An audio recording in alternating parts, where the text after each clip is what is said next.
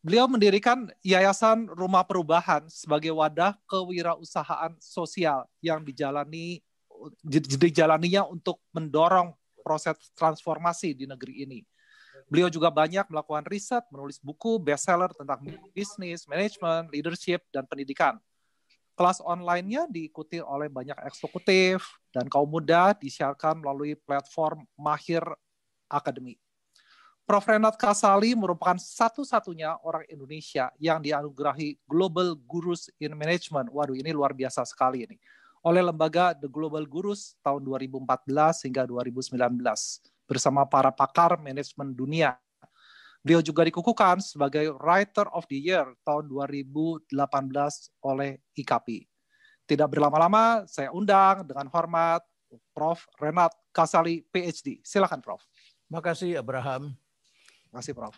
Ya, baik. Selamat malam, Ibu, Bapak, dan saudara-saudara sekalian. Shalom. Semoga semua selalu dalam keadaan sehat. Ini menjadi penting sekali karena hari-hari ini ya seperti inilah berita-berita dan kita sudah lama menunggu kapan ini akan berakhir. Ternyata belum bisa berakhir, malah tambah banyak. Kita berpikir bahwa musim panas akan berakhir, ternyata tidak. Jadi banyak sekali prasangka-prasangka praduga yang saya kira tidak seperti yang kita pikirkan. Demikian pula dengan WHO sendiri mengalami pandangan-pandangan yang berubah dari waktu ke waktu karena memang tidak pernah terjadi sebelumnya. Dari segi ekonomi, bisnis juga banyak yang kemudian juga salah menafsirkan, salah menginterpretasikan. Tadinya diduga ini hanya terjadi secara regional pada lokasi terbatas tertentu, ternyata menyebar di semua negara. Ini tentu disebabkan juga oleh adanya disrupsi, dan ini semua ada hubungannya yang disebut sebagai wind of change yang tidak berdiri sendiri. Jadi teknologi itu selalu adalah memudahkan, memurahkan, membuka akses, menjadikan mereka yang tadinya belum menjadi consumer menjadi consumer. Ya, pada tahun 1989 ketika terjadi rubuhnya tembok Berlin, maka terjadi pula pada perubahan paradigma. Eropa menjadi satu karena terjadi globalisasi, ya, China menjadi pasar yang terbuka, yang tadinya non-market menjadi market, begitu ya. Kalau kita lihat kurva permintaan coba tayangan kurva permintaannya ya. Kurva permintaan itu kan seperti garis yang turun ke bawah begini. Ini ke atas pricing harga. Nah, yang dibidik oleh pelaku usaha itu adalah yang di menengah ke atas, ya, di menengah ke atas. Nah, di menengah ke atas ini adalah dengan brand begitu ya. Ini kurva permintaan, coba ditayangkan. Nah, kurva permintaan itu yang dibidik oleh para pelaku usaha dan Anda belajar bisnis, marketing, itu yang dibidik itu adalah menengah ke atas. Coba show ya. Ya, jadi yang dibidik itu adalah yang menengah ke atas ya. Nah, oke. Jadi coba saya run di sini. Ini menengah ke atas. Ini yang dibidik di sini. Anda belajar branding, belajar apa, semua jadi naik kelas. Bikin tas yang branded, bikin baju mereknya di luar, begitu ya. Kemudian dengan brand design, maka naik kelas, semuanya bidik di atas. Nah, pasar yang di bawah ini kosong akibatnya. Tidak ada taksi yang harganya hanya Rp10.000, tidak ada bank yang tidak ruwet, yang kemudian bisa pinjam tanpa jaminan, tanpa aturan yang berbelit-belit, mudah, yang bisa diberikan untuk orang yang tinggal di daerah terpencil dan lain sebagainya.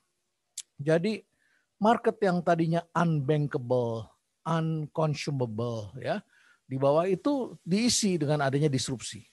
Tiket murah muncul, ya, cara beli tiket yang gampang dan mudah. Mereka bakar uang, mereka lakukan cara baru. Hotel murah, tempat-tempat kos diganti menjadi tempat penginapan, ya. Nah, akibatnya terjadi globalisasi itu. Luar biasa sekali perpindahan orang, luar biasa. Pada tahun 1800 penduduk itu hanya di bawah 1 miliar. 1800 itu sekitar 970 juta penduduknya. Tapi kemudian pada awal abad 20 naik tiba-tiba menjadi di bawah 1 miliar ya di tahun 1800 itu. Kemudian naik perlahan-lahan menjadi 2 miliar, 3 miliar. Begitu perang dunia berakhir, pulang ke negaranya tentara semua, terjadi namanya baby boomers. Boom, ledakan penduduk. Pak Emil Salim pernah bercerita kepada saya, bagaimana dia diminta oleh Pak Harto menjadi Menteri Lingkungan Hidup saat itu. Dan dia katakan ditunjuk oleh Pak Harto sungai ini yang di daerah Tangerang warnanya sudah berubah menjadi coklat, padahal dulu masih bening. Bayangkan berapa tahun lagi kalau terjadi industrialisasi akan berwarna hitam. Hari ini sudah hitam dan sebelum diperbaiki oleh gubernur yang namanya Basuki, itu sungai itu tidak mengalir airnya karena isinya adalah lumpur dan limbah semua. Hari ini mulai mengalir tapi warnanya hitam. Ya. Sungai hitam, kali hitam itu menjadi fenomena dan sempat membuat kita risau ketika akan menyambut Asian Games yang lalu. Ya.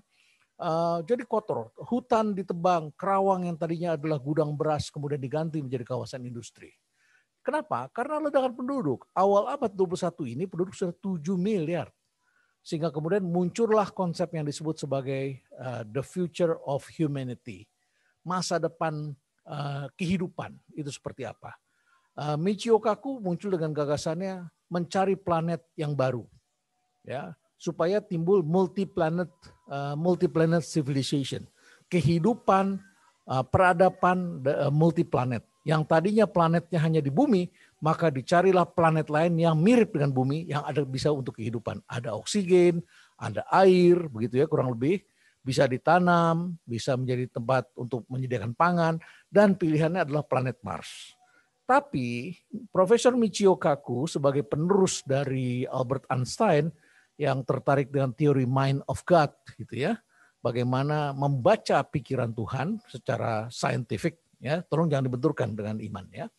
Nah, dia kemudian mencari tahu dan kemudian menemukan bahwa ternyata menuju Mars itu memerlukan 100 tahun cahaya untuk kendaraan roket pada masa itu.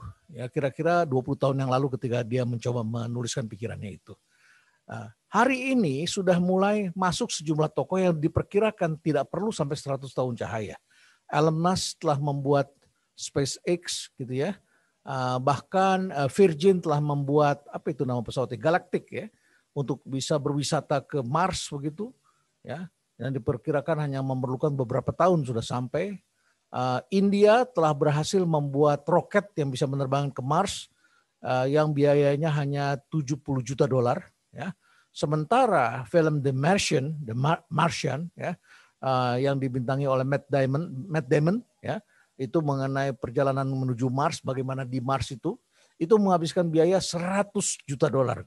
Bayangkan filmnya ternyata lebih mahal daripada roketnya untuk pergi ke sana. So, eksplorasi pertama adalah mencari planet baru yang mungkin ada kehidupan. Dan kalau kehidupan itu terjadi di sana, manusia akan lebih tinggi karena gravitasi di Mars itu 30% lebih rendah atau 30-60% lebih rendah dari di bumi katanya begitu ya. Nah, jadi saudara-saudara, itulah eksplorasinya para saintis untuk mencari planet baru begitu. Nah, eksplorasi lain berikutnya adalah bagaimana melawan teorinya Robert Malthus yang mengatakan bumi akan kalah menghadapi pertumbuhan manusia. Kemampuan bumi menghasilkan pangan itu akan kalah. Maka dilakukanlah rangkaian-rangkaian inovasi. Nah, inovasinya itu akan mengakibatkan munculnya teknologi yang memudahkan, membuat akses. Munculnya teknologi dalam revolusi industri, saya belum memerintahkan untuk pindah ke sini. Ya. Oke. Nah, munculnya revolusi industri, ya, itu mengakibatkan harga mobil pada awal abad 20 yang dilakukan oleh Ford itu menjadi murah. Ya. Nah, Ford membuat mobil murah dan Anda bisa lihat filmnya ketika dia dicemooh oleh Ferrari yang membuat mobil mahal dan selalu menang di arena balap mobil lemang itu ya. Dia selalu menang dan Ford dihina oleh Ferrari, bahkan hanya dijadikan pembanding ketika dia ingin menaikkan harga ketika dijual ke perusahaan yang sama di Italia namanya Fiat itu. Yang beli akhirnya Fiat. Nah, tapi Ford berhasil menciptakan pasar yang murah di sini. Serangan pendatang baru di sini. Dia bikin mass production. Mobil tadinya hanya untuk kalangan elit dengan desain khusus menjadi murah gitu. Dan dari dulu yang namanya teknologi itu selalu akan mengakibatkan produknya lebih simple, harganya lebih murah. Dan sekarang disrupsi itu pakai sharing resources begitu.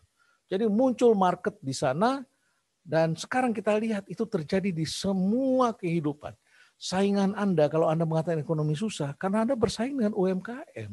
UMKM ini sekarang menjadi pelaku usaha global ya dan bisa menyerang perusahaan besar. Shampoo bisa dibuat di rumahan, bisa dipasarkan dengan skala besar. Rumah makan sekarang bisa Kintan di SCBD kita bisa beli yang versi online-nya ya dari Kintan karena mereka mengikuti permainan yang di bawah itu. Ya harga tetap mereka dapat margin bagus.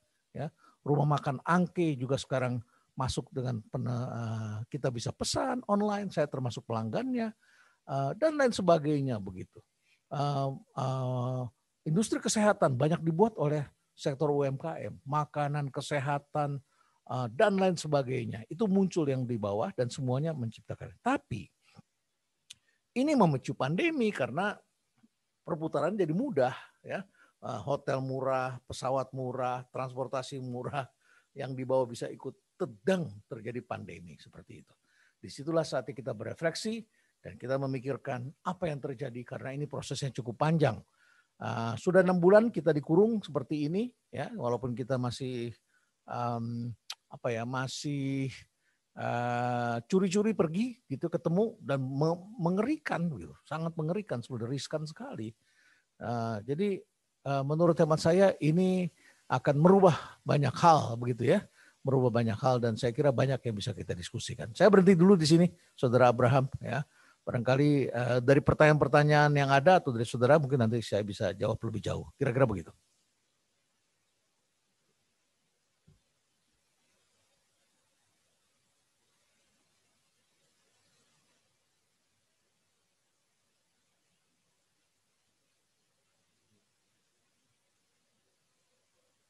Saudara moderator? Maaf, ya.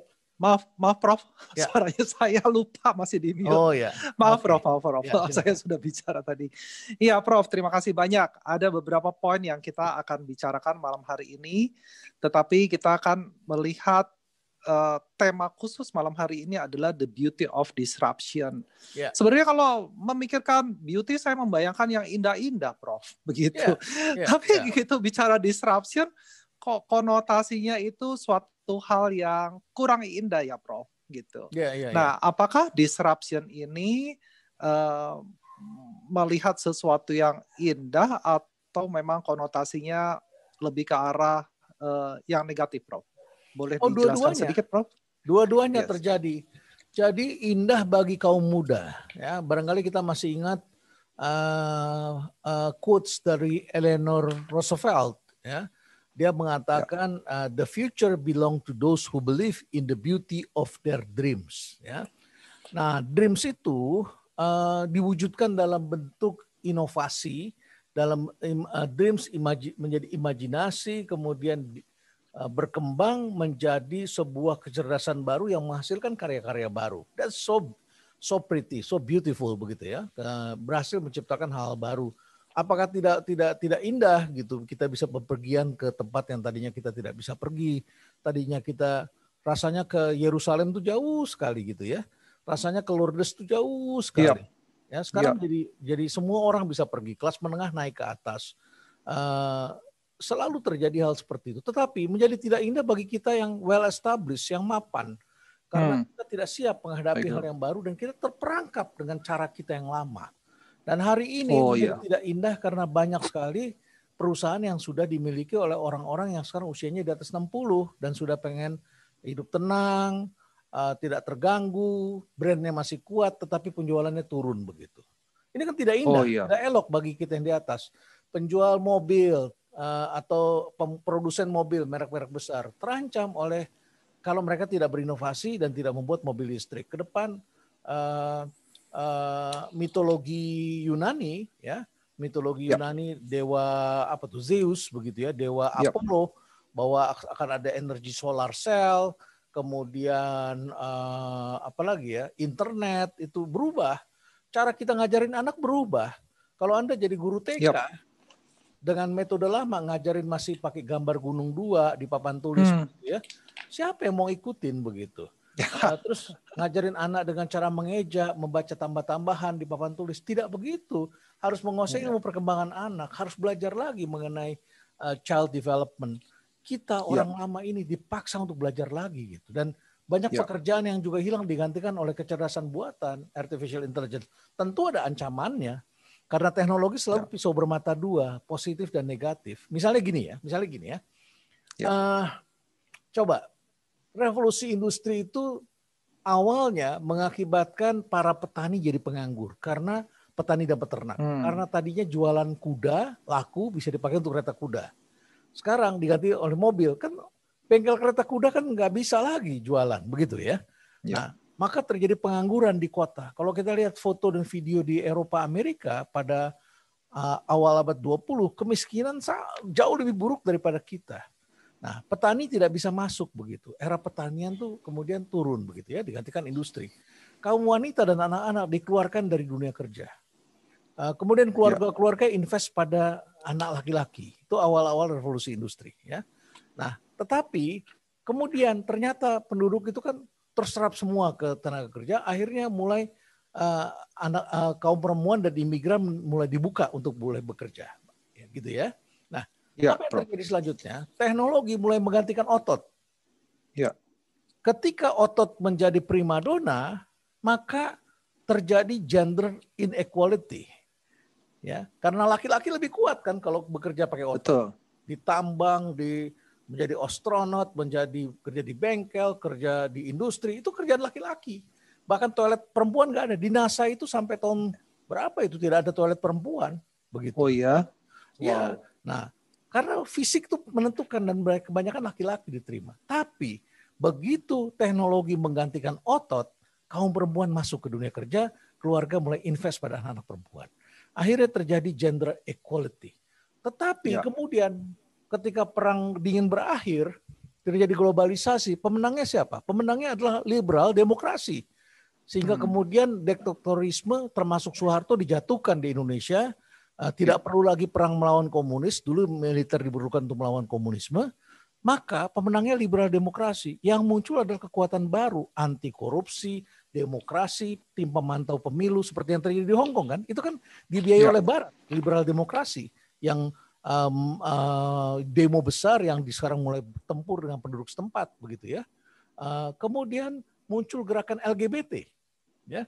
Ini kan liberal demokrasi karena kalau misalnya gini, dulu kita kan semua ngikut aturan. Saya mau menikah, pendeta saya atau pastor saya kasih nggak izin gitu ya. Saya menikah dengan si A, orang tua kasih apa enggak.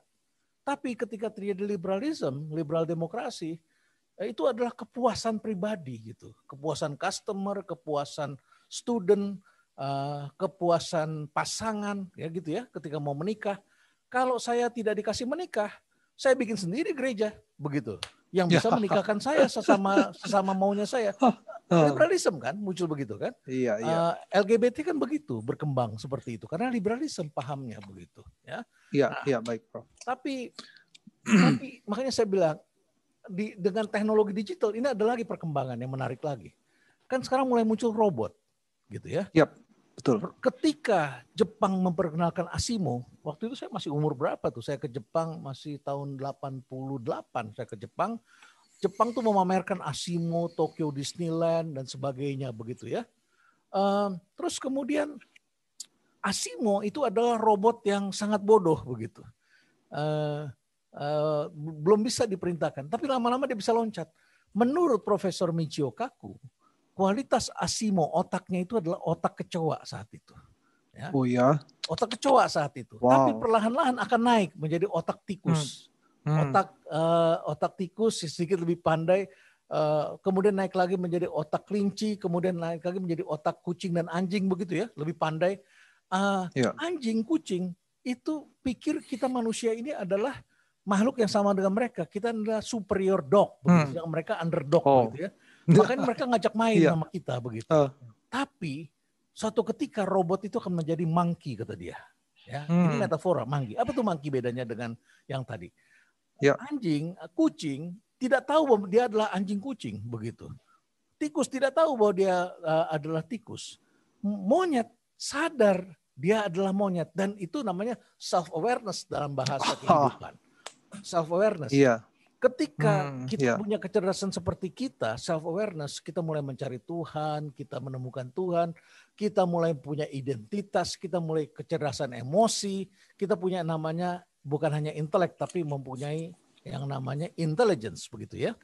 Nah, Yap. pada saat itu robot bisa menghasilkan robot, dan robot bisa melawan manusia, dan robot bisa menjadi musuh manusia. Suatu ketika Wow. robot bisa hidup, begitu. Itu menurut Mengerikan sekali, Prof. mengerikan, itu ramalannya para saintis. Makanya para saintis kemudian bilang, oke, sebelum itu terjadi, let's do something, gitu. Ya, that's the beauty of disruption. Ya, Oke. let's do something. Mungkin harus ada chips yang diapakan begitu sehingga kalau kita mau matikan bisa dengan cepat dilakukan. Seperti itu. Baik, Prof. Baik, Prof. Tadi kan Prof sempat bicarakan tentang bagaimana disruption ini terjadi di perusahaan-perusahaan besar, termasuk pelaku usaha atau pelaku bisnis. Tapi Prof tadi sempat juga singgung di grassroots ada beberapa pekerjaan yang hilang. Jadi saya teringat dulu saya kecil ada tukang abu gosok di depan rumah, tukang patri, tukang sol sepatu, tukang patri panci, yang bolong, patri panci yang bolong, tukang jahit keliling. Lalu penjual koran juga masih banyak, bahkan beberapa tahun yang lalu masih banyak. Sekarang sudah jarang, sekarang cari koran jadi barang langka, Prof. Saya perlu koran jadi barang langka. Betul. Lalu ketika terjadi disruption ini, Prof, sebenarnya kan ada mungkin beberapa pekerjaan yang akan hilang atau punah, Prof.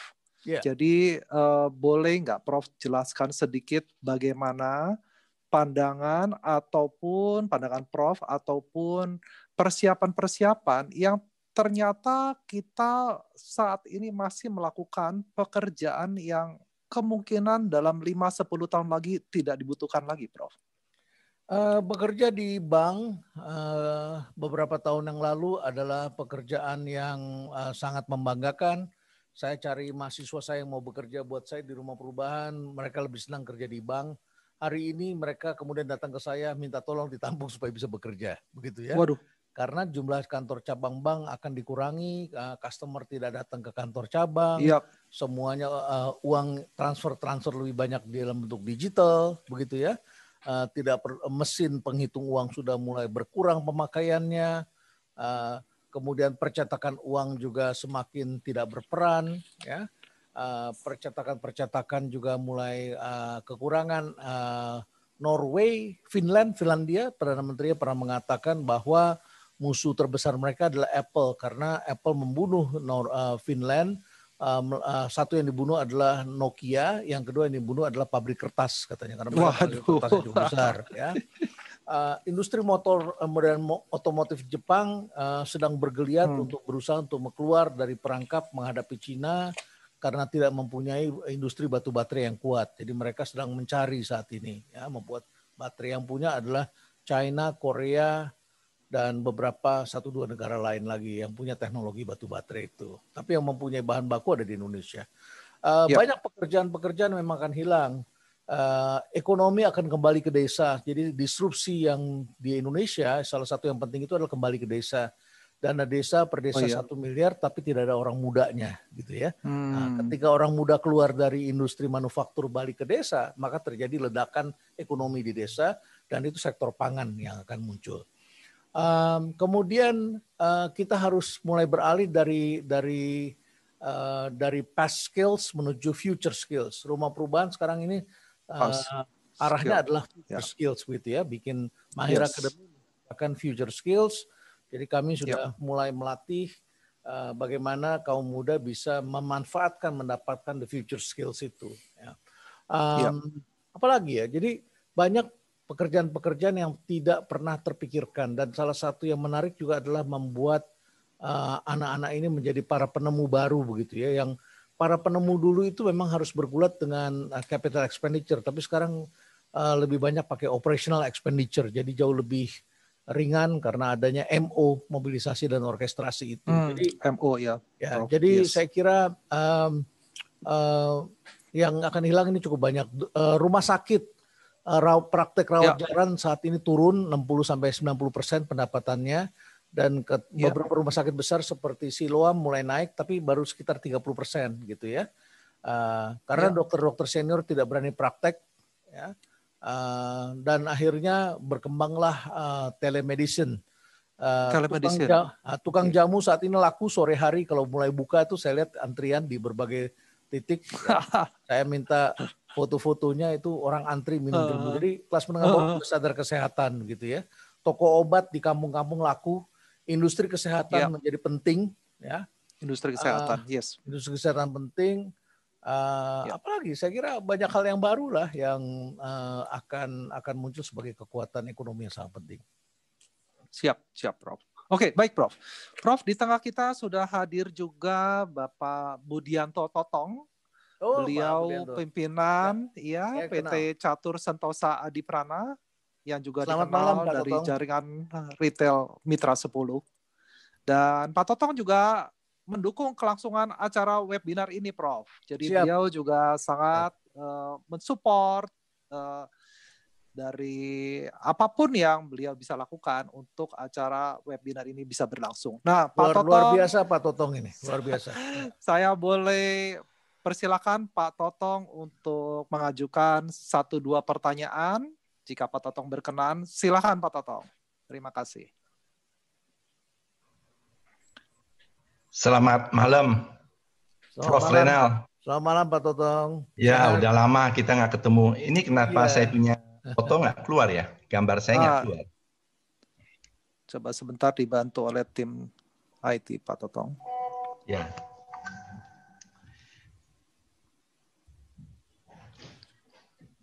Kamera menyala belum?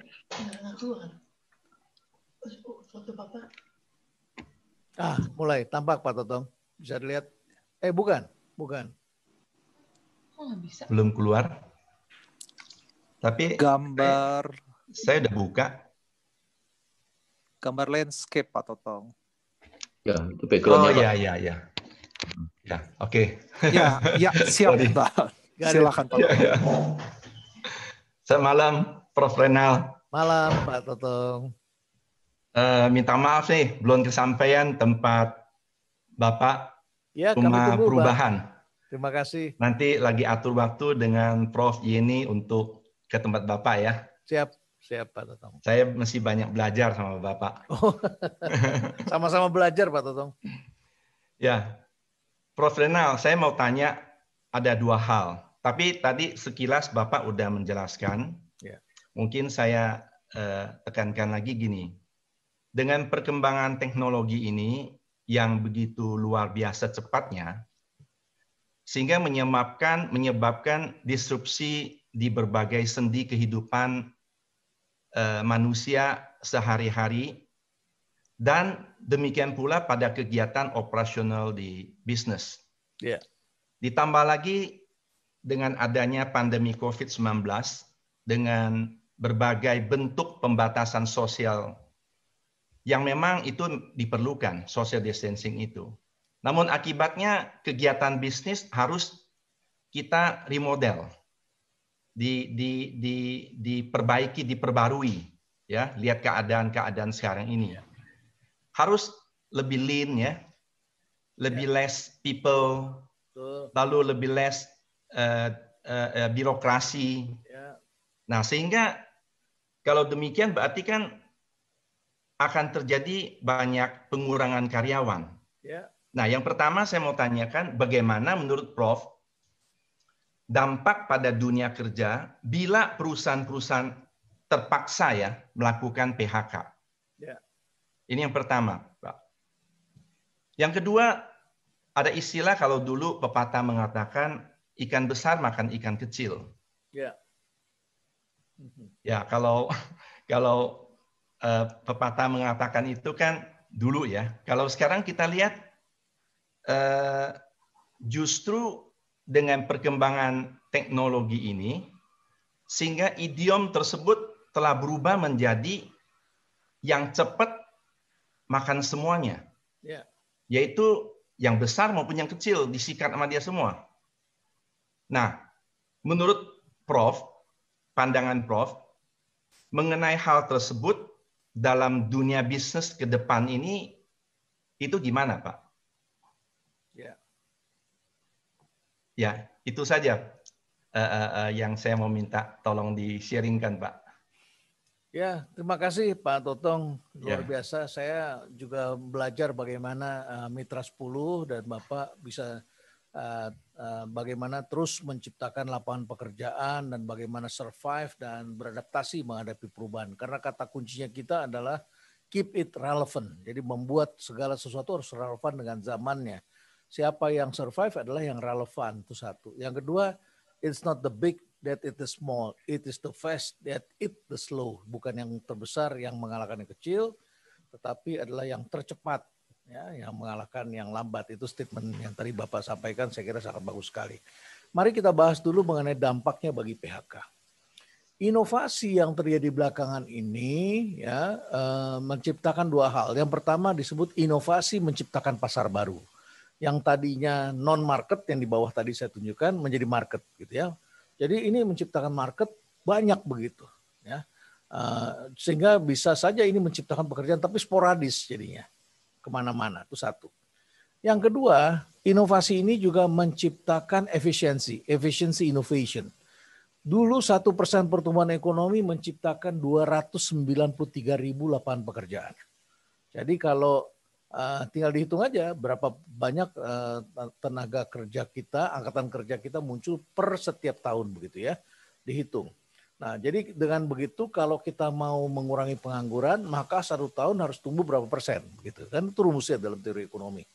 Nah, maka ketika kita tumbuh sekitar 7%, itu banyak lapangan pekerjaan yang bisa diberikan kepada masyarakat, apalagi pada waktu itu belum terjadi disruption digital.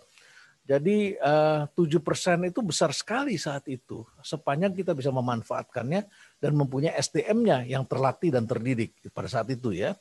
Kemudian turun menjadi 5%, menjadi 4, sekian persen, dan sekarang negatif begitu. Yang terjadi adalah kita tidak bisa mempekerjakan sepanjang itu.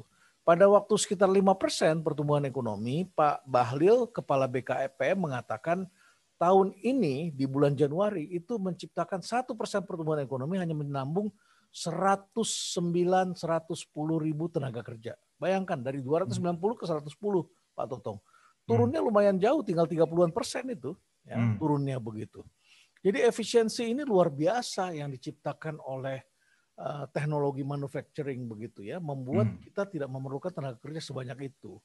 Saya masih ingat dulu ketika gudang garam atau Bentul pertama kali dulu ingin mendatangkan mesin yang tidak jadi dibeli oleh siapa itu perusahaan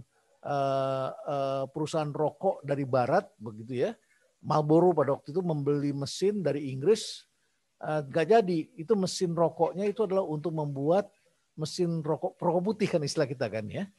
Nah itu mesin otomatis begitu. Nah terus karena tidak dibeli, produsennya bersedia untuk memodifikasi menjadi sigaret kretek. Jadi sigaret ya apa namanya yang pakai filter ya, sigaret kretek filter. Pakai filter tetapi dalamnya adalah kretek. Kan dulu kalau kita ngerokok kretek nggak pakai filter dulu itu ya. Nah terus kemudian dibikin pakai filter, bersedia dia dimodifikasi. Kemudian juga bersedia dimodifikasi tembakaunya, yang tembakau kita kan lengket gitu ya karena pakai saus. Sedangkan tembakau barat, rokok putih itu nggak pakai saus. Jadi bersedia dimodifikasi menjadi mesin, dibeli oleh Jarum pada saat itu. Dan pada waktu itu regulator itu tidak mengizinkan karena dianggapnya akan mengancam tenaga kerja, pemakaian tenaga kerja. Takut nanti pekerjaan buruh sebagai pelinting tembakau yang ratusan ribu bisa bekerja itu akan hilang begitu ya. Terus kemudian akhirnya pemerintah kompromi, bersedia dimasukkan, akhirnya kemudian dikasih aturan 1:3. Jadi kalau mau bikin 1 sigaret kretek mesin, maka harus bikin 3 rokok lintingan begitu ya. Mula-mulanya tertib itu pemerintah mengatur, tapi lama-lama itu zamannya Pak Domo tuh, saya masih ingat Sudomo Menteri Tenaga Kerja dulu ya. Nah, tapi lama-lama jebol dan hampir semuanya sekarang rokok itu semuanya pakai filter, mesin itu banyak sekali, pelinting tembakau semakin sedikit, dan lama-lama keluarga juga tidak lagi mensuplai labor tenaga kerja yang bisa melinting rokok begitu, tidak banyak. Hari ini mencari buruh bangunan juga susah Pak Totong, gitu ya. Kita sudah rasakan mencari pembantu rumah tangga semakin susah. keluarga-keluarga lebih senang di Sukabumi, di mana gitu di pinggiran Jakarta sampai ke Jawa Tengah, lebih senang anak-anaknya itu menjadi perawat, menjadi TKW begitu ya, tenaga kerja wanita di luar negeri, TKI begitu ya, di luar negeri. Sehingga kita akhirnya harus menaikkan harga dan tidak mendapatkan yang seperti dulu, yang loyal, yang jujur. Kan nggak banyak sekarang kan mencari pembantu seperti itu ya. Nah, terjadi pengurangan supply juga di situ yang harus diantisipasi oleh perusahaan. Nah, jadi dengan adanya seperti itu, akhirnya kemudian teknologi masuk tuh menggantikan, mengurangi peran dan lain sebagainya. Dan menurut hemat saya, dengan perkembangan teknologi ini memang semakin sedikit yang bisa diserap di sektor manufacturing. Hanya saja sektor UMKM jadi hidup, Pak Totong. Ya, hidup seperti ini. Coba tolong ditayangkan yang MO ini. Ya, diagram MO ini kurang lebih menjadi, kalau kita lihat ya, cara anak-anak muda berwirausaha saat ini itu sekarang sudah menggunakan sebuah cara yang sifatnya adalah menggunakan operational expenditure dan sangat mudah, sehingga bersemilah usaha-usaha kecil yang disebut startup dan jualan dengan cara-cara mudah mengorkestrasi ekosistem gitu ya. Coba kita lihat di sini bagaimana cara mengerjakannya. Ini kurang lebih seperti ini. Jadi ada super apps yang ada di tangan setiap orang gitu ya. Coba kita lihat dulu super apps.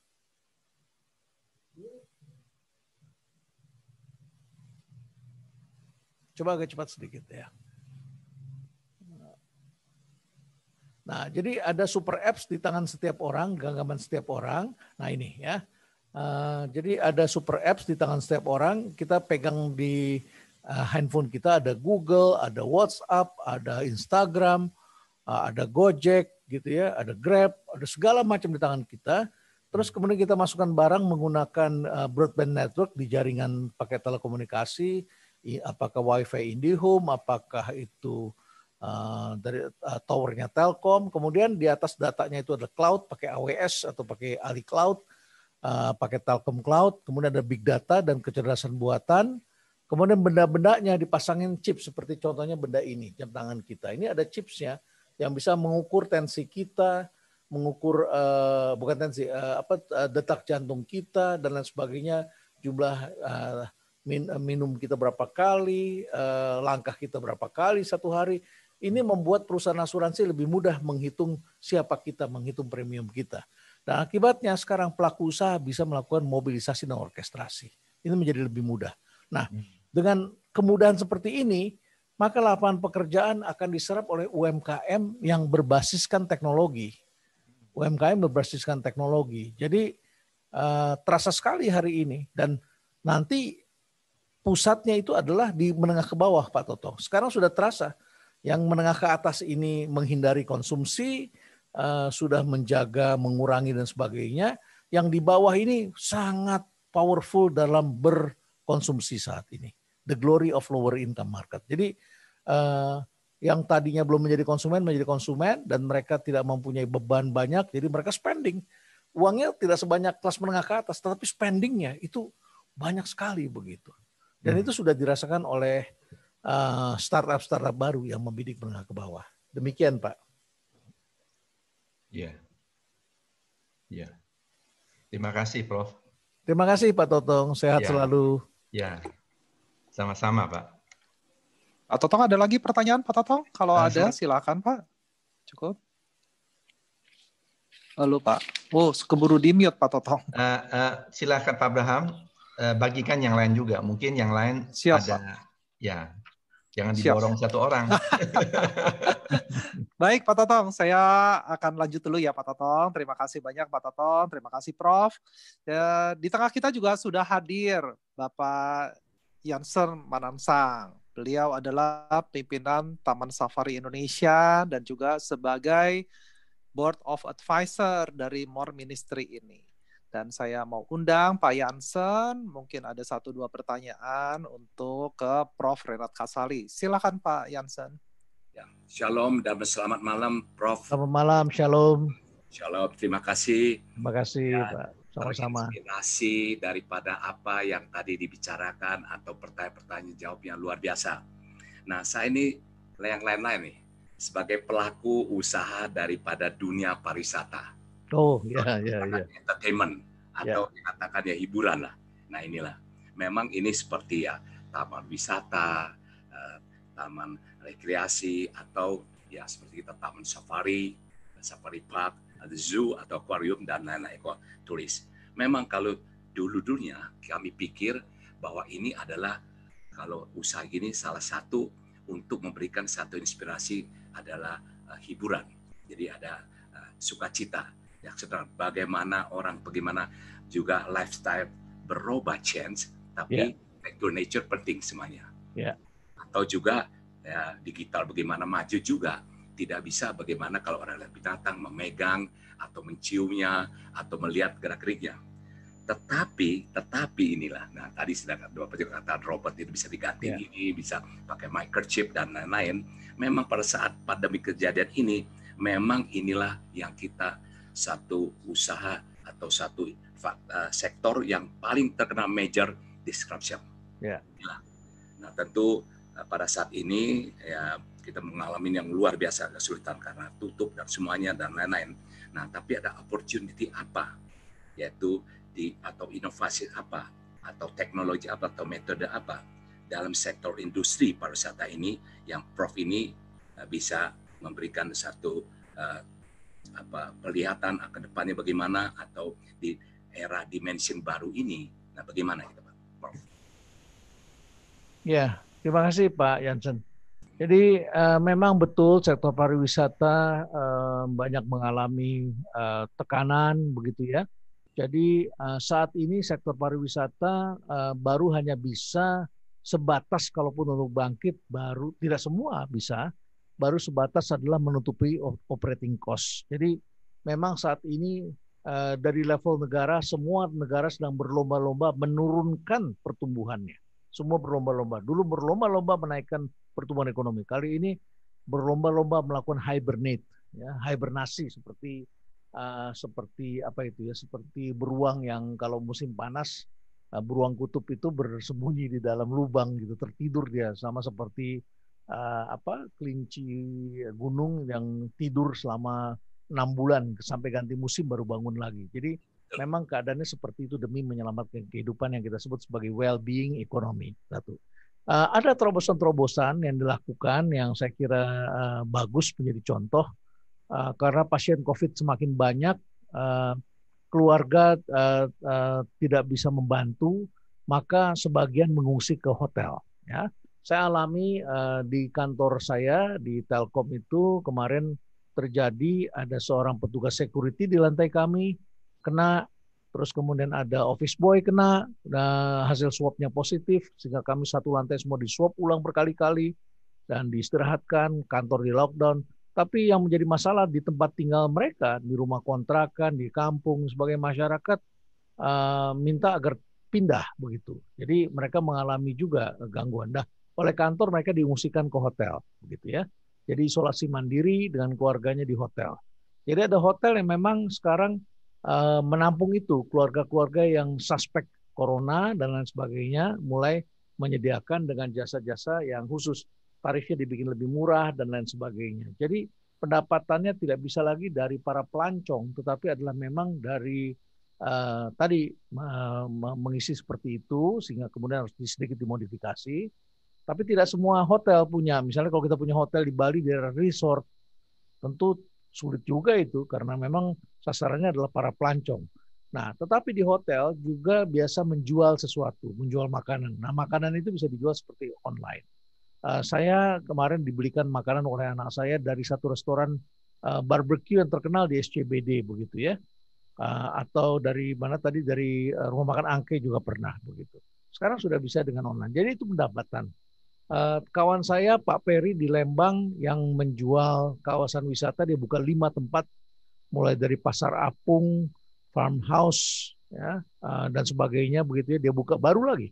Justru di tengah pandemi dia buka, yaitu Great Asia Afrika, the Great Asian African. Dia buka di situ lumayan ramai, Tapi dia walaupun saya lihat padat weekend itu, dia bilang sama saya ini baru 30%. Karena pengusaha travel masih belum berani sewa bis, karena bis itu kapasitasnya tidak bisa sebanyak dulu, sehingga mereka rugi. Jadi bis belum diizinkan dan kalaupun diizinkan skala ekonomisnya tidak masuk, tapi sudah 30%. Hotel Tentrem dibuka di Semarang dengan pendekatan pakai videotron yang di atapnya itu bisa kelihatan ada ikan banyak sehingga penduduk Semarang masuk ke sana sampai akhirnya harus dihentikan mallnya karena penduduk begitu banyak datang ke sana. Jadi di satu pihak ada cara-cara baru yang sekarang harus terus dibuka, inovasi tetap harus ada, cara baru, tetapi di dalam pihak kita juga harus menekan. So kalau tidak ini korban juga mengerikan sebetulnya. Kalau menurut saya memang pandemi ini adalah satu penyadaran dari Tuhan yang diberikan kepada kita untuk menyadari makna tentang kehidupan, gitu ya. Tapi kita perlu saat ini memang untuk menutupi operating cost agar kita sama-sama survive. Dan tentu pemerintah juga sangat bijaksana. Kita mulai bisa ya dengan bank-bank juga bijaksana saat ini sudah diperintahkan agar melakukan restructuring ya, penjadwalan, pengembalian dan lain sebagainya. Ya mudah-mudahan Pak ini gagasan-gagasan seperti itu barangkali bisa kita lakukan. Nah kawan saya di Lembang itu Pak Peri yang digenjot saat ini adalah jualan tahu ke rumah. Tahu susu itu tahu Lembang, dia buka agen dan saya lihat ada beberapa teman pendeta yang juga menjadi agen di Jakarta dan katanya 1 bulan bisa dapat untung 60 juta rupiah katanya begitu ya. Saya bilang wah luar biasa sekali jualan tahu saja begitu. Saya termasuk beli dan hari-hari ini kita sering dapat kiriman dan teman-teman kalau dapat kiriman makanan dari teman itu mesti diingat artinya dia berharap kita membeli dan mari kita saling membantu dengan membeli dari mereka. Ya, jadi kalau dapat kiriman jangan merasa itu aja sekedar sumbangan. Ya, mari kita juga sama-sama membeli supaya mereka sama-sama hidup begitu. Demikian Pak Pendeta, mudah-mudahan bisa diterima. Baik, juga begini Pak, apakah daripada high tech ini atau digital teknologi ini juga bisa membantu daripada wisata daripada alam ini atau wisata yang kita gelutkan begitu? Ya, tentu bisa. Tentu bisa. Ada hal-hal tertentu yang bisa kita lakukan. Misalnya saja, kan sudah terjadi pada waktu itu penjualan tiketnya secara teknologi ya, secara online itu membuat jadi besar. Tapi sekarang justru karena aspek kesehatan tidak bisa. Tetapi kita bisa membuat hal-hal lain misalnya begini ya. Ada pengantin yang ingin menikah begitu ya, tetapi kan tidak bisa mengundang banyak orang. Di hotel hanya bisa 20-30 keluarga misalnya begitu ya, atau 20-30 orang. Walaupun ada yang berani sudah bisa sampai 300 orang begitu ya, dengan protokol yang sangat ketat.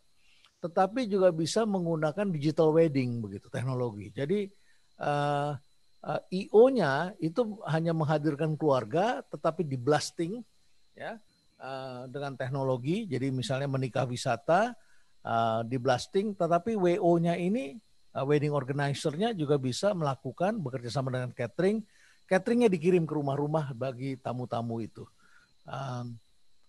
Angpaunya bisa dikirim pakai digital money, ya, pakai e-payment, ya, bisa dilakukan.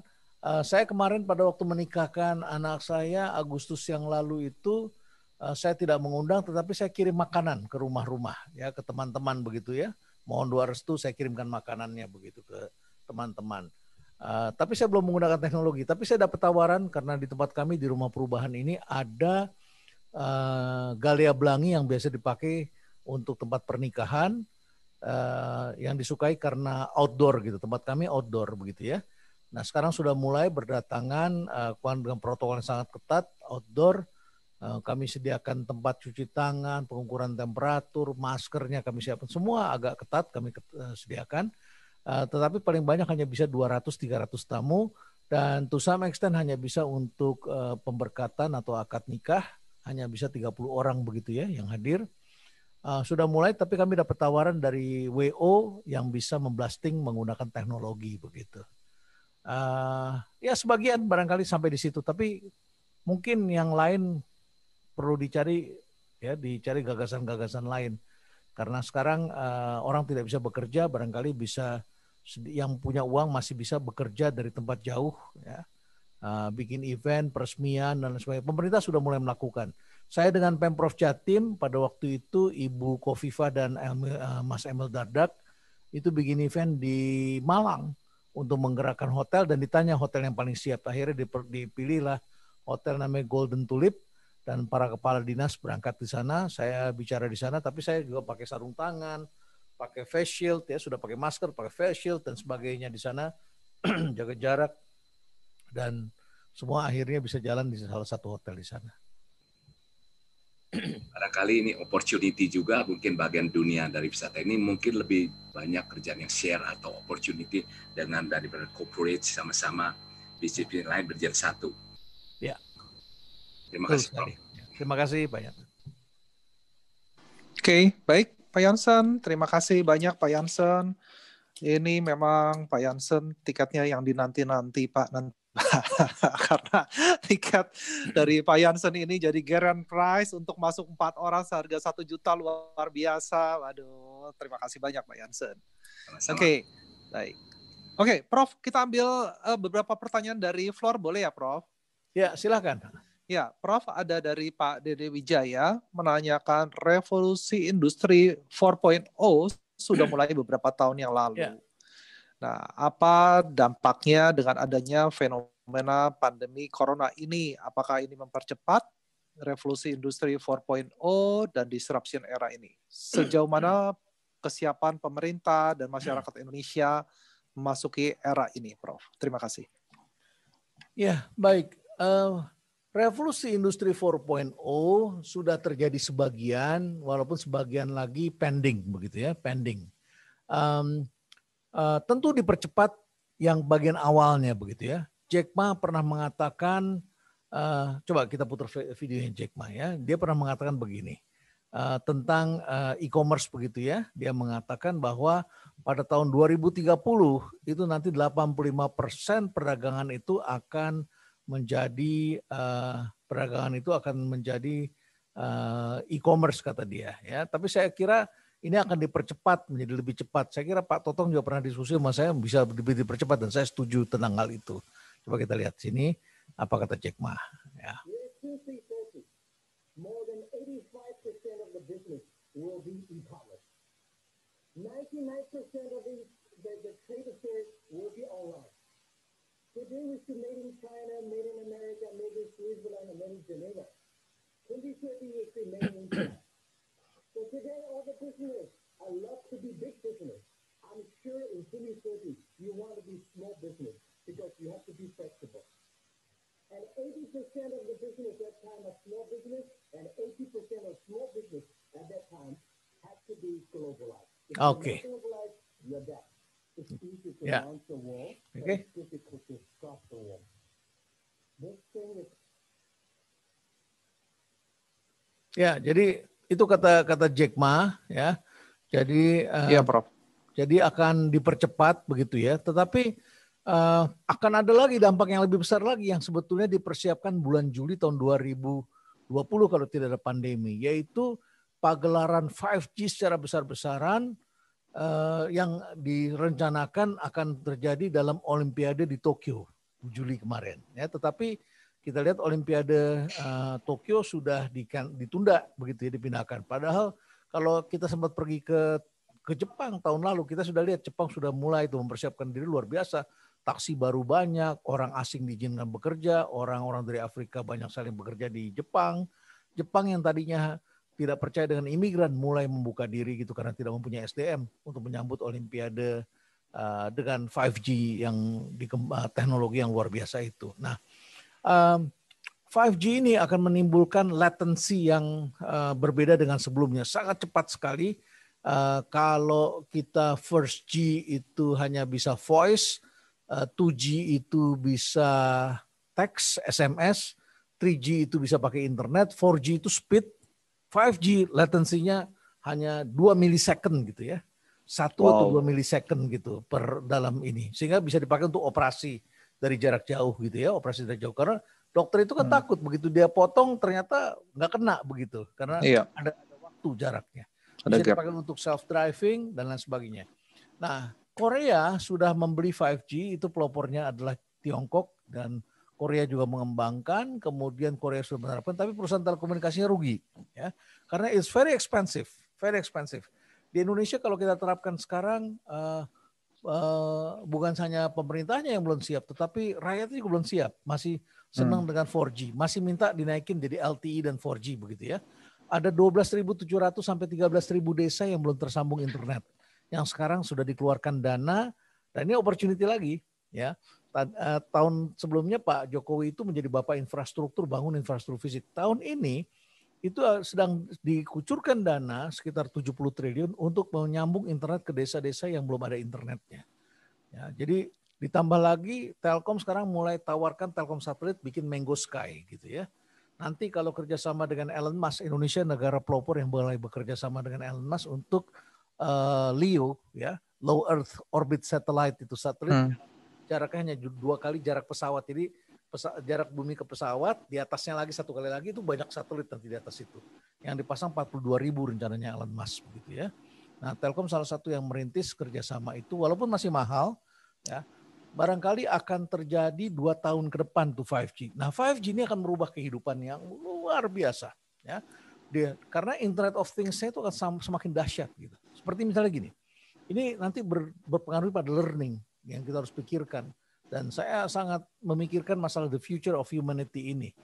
Manusia itu seperti apa nanti gitu ya. Nah, sudah dilakukan penelitian, Elon Musk tuh bikin namanya Neuralink ya. Jadi satu chips kecil yang bisa dipasang di brain, ya, dan itu bisa menangkap apa yang dipikirkan oleh manusia, dan manusia bisa berkomunikasi dengan quantum computing itu, nanti bisa berkomunikasi hanya dengan blink.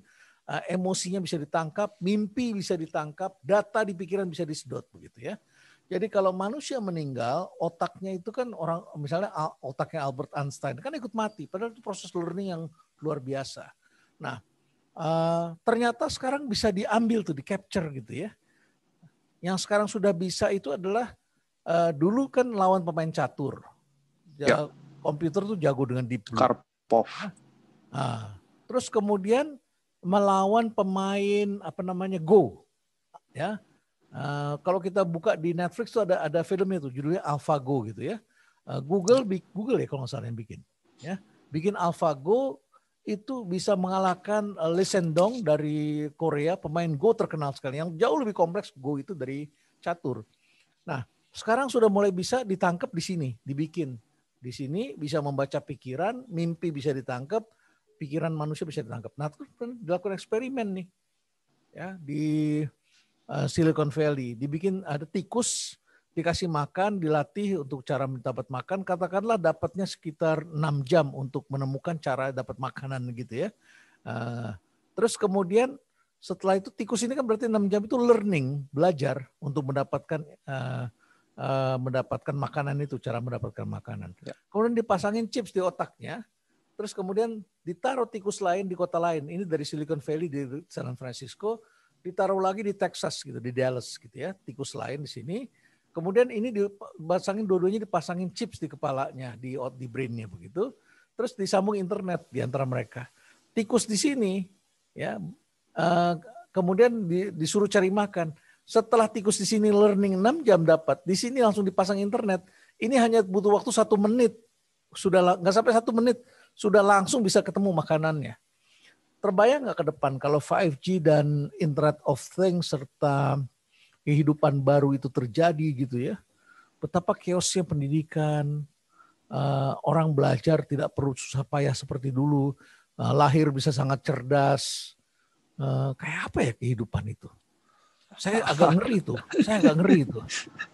Oleh karena itu memang harus ada yang bisa dihambat supaya kita tidak menjadi mengalahkan alam ini. Berbahaya mengalahkan alam ini. Karena alam itu ada ekosistemnya. Sangat berbahaya. Dan sekarang aja kita sudah ngalami. Alam itu kita eksploitasi besar-besaran. Sekarang menyerang manusia kan.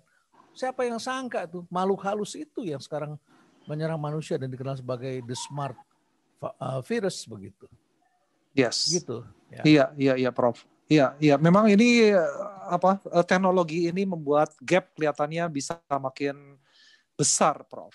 Ya, Begitu. betul Jadi sekali. kalau ini pun terjadi, kelihatannya mungkin masyarakat Indonesia perlu beberapa tahun untuk penyesuaian, dan memang seperti yang tadi kita bahas, ada beberapa job, pekerjaan yang akan punah atau bahkan tidak dibutuhkan lagi, termasuk pekerjaan di bank begitu ya, Prof? Ya.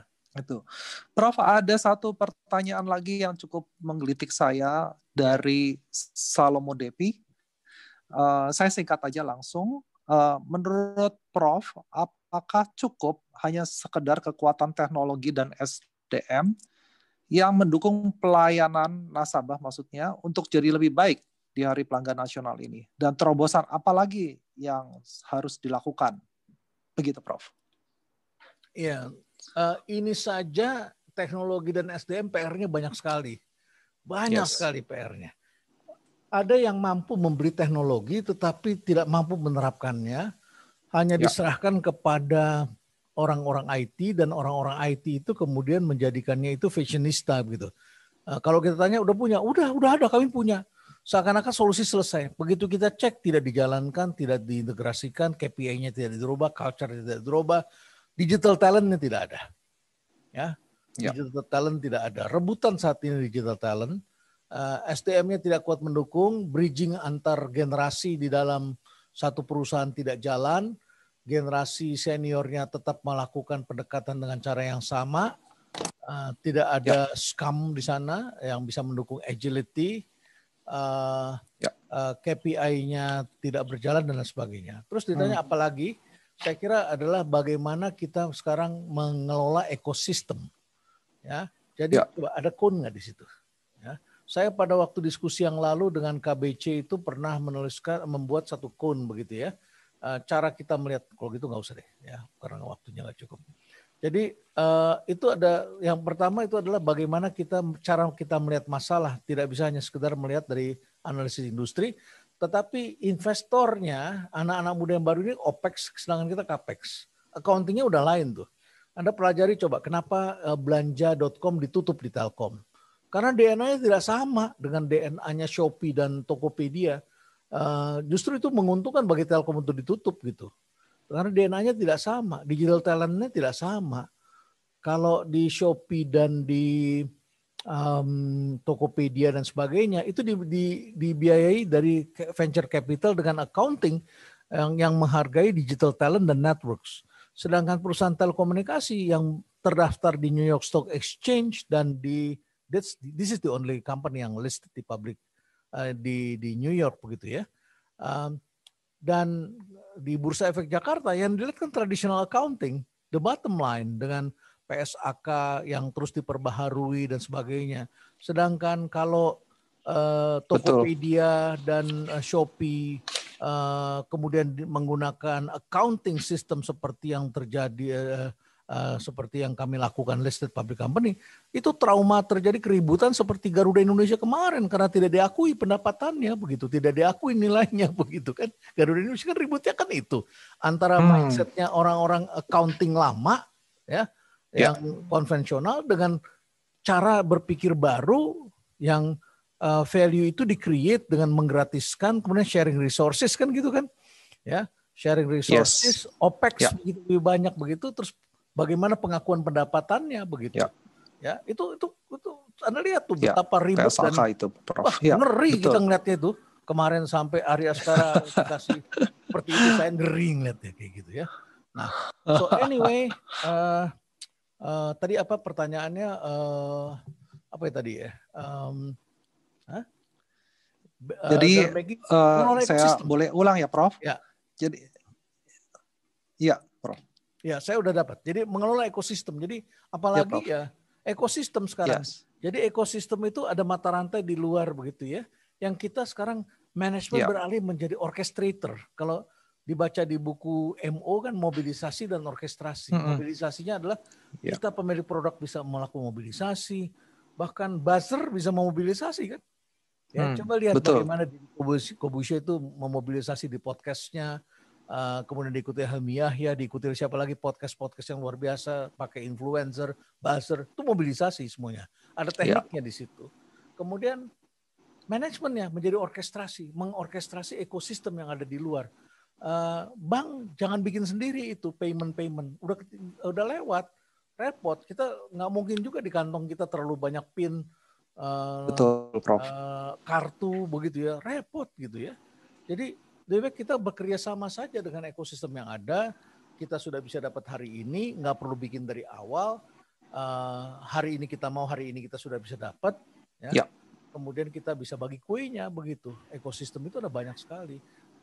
Gitu kira-kira. Ya, baik Prof. Terima kasih banyak Prof.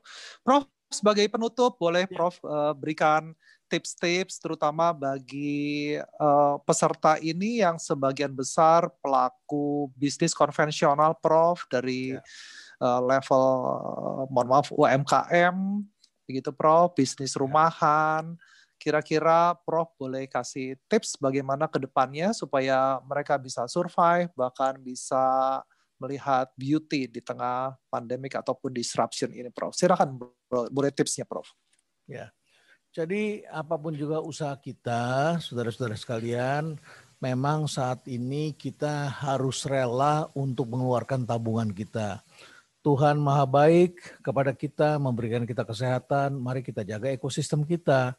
Ya, jadi sekarang jangan buang limbah sembarangan, buang sisa oli di sungai dan lain sebagainya begitu ya. Itu mengakibatkan mata rantai ekosistem akan menyerang manusia. Ya, itu satu. Yang kedua, saatnya kita menggunakan tabungan untuk mengembalikan kebaikan Tuhan kepada kita untuk membayar gaji pegawai dengan baik, begitu ya. Kalau bisa dihemat, karyawan diajak, lebih baik dipotong gajinya 50%, 25%, daripada kita melakukan PHK. Ya, daripada kita melakukan PHK. Jadi kita bisa memperpanjang kehidupan ini, mari kita menanggung sama-sama. Tapi yang ketiga, yang paling penting itu adalah saat ini adalah survive. Syukur-syukur kalau kita bisa dapat untung begitu hari ini. Tapi kita bisa mendapatkan 30% saja ya. Kita bisa mendapatkan 30% saja pendapatan yang untuk bisa membayar biaya operasional itu baik sekali. Yang keempat yang bisa kita lakukan itu adalah menghemat biaya-biaya. Karena biaya pada saat ekonomi lagi tumbuh dan bagus sekali dengan biaya pada saat ekonomi lagi susah itu beda. Banyak biaya-biaya yang bisa kita hemat. Jadi tadinya kita kalau ekonomi lagi bagus kan kita lus saja. Bikin ini, bikin itu, biaya sekian, jumlah orang perlu 10, supaya kepusingan berkurang, kasih 15. Tapi sekarang kita mulai mengatur, menjadwal ulang begitu ya, kembali. Dan membuat kehidupan menjadi lebih tertata, kos kita sederhanakan. Kemudian gunakan teknologi, Bapak Ibu, terutama yang usianya adalah usia sudah di atas 50-an. Tidak ada terlambat. Ya, terlambat. Iya, Prof. Berikan leadership yang lebih besar pada anak-anak, karena anak-anak itulah yang setiap zaman ada orangnya. Ya. Setiap orang ada waktunya. Ya. Kasih kepercayaan yang lebih besar pada mereka untuk mempunyai kontribusi belajar dan membentuk kecerdasan. Pengetahuan dapat diajarkan, itu namanya intelek. Ya. Banyak dosen hanya mengajarkan intelek, yang belum diajarkan itu namanya intelligence. Intelligence adalah kecerdasan untuk menjalani kehidupan. Ya. Nah itu harus diberikan. Dan yang terakhir adalah investkan dalam future skills supaya kita bisa tetap relevan.